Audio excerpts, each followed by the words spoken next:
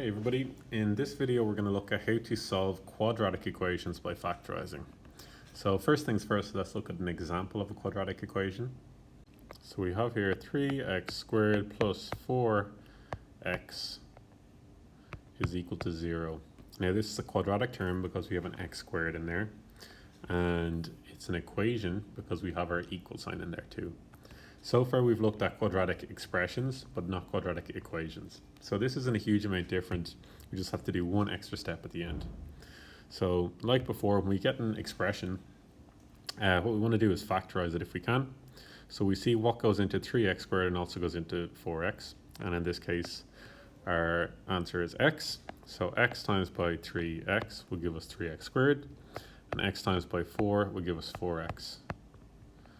Again, all we've done so far is factorize that top expression into x times by 3x plus 4.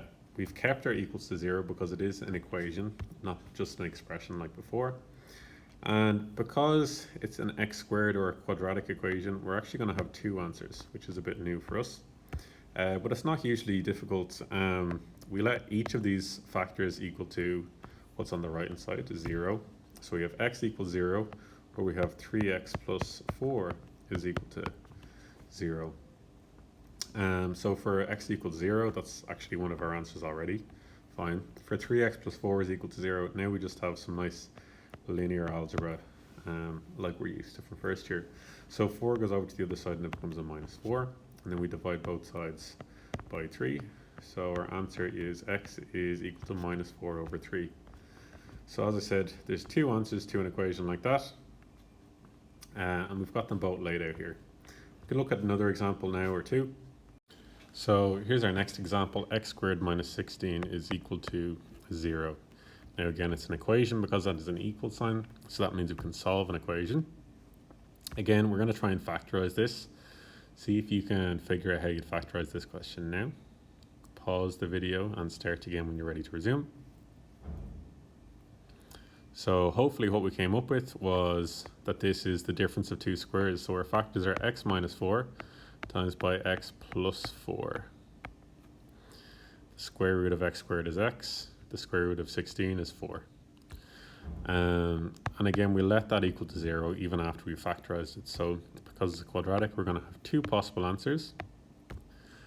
We let each factor equal to what's on the right hand side, which is 0. And then we solve each one individually. So in the left example, our minus 4 comes over and becomes a positive 4. The example on the right hand side, our 4 comes over and becomes a negative 4. So we've got an answer on the left and an answer on the right. Two different answers to the same equation, which is absolutely what we expect for a quadratic equation. And next up, we have another example here of a quadratic expression or quadratic equation. We have x squared minus 3x plus 2 equals 0. So what we're going to do now is try and factorize this expression using the skills we already have. So here our guide number is 2. The factors of 2 are 1 times by 2, but we're supposed to find factors that add to give us negative 3. So we have to think outside the box a little bit here. Our factors are going to be minus 2 times by minus 2, because a minus by a minus will give us our plus 2. But if we add them together, they'll add to give us minus 3.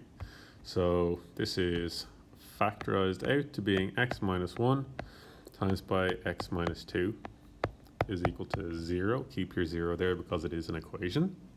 And then to solve it, again, we get two different answers. So we let each factor equal to 0. We get our x minus 1 equals 0, and we get our x minus 2 equals 0.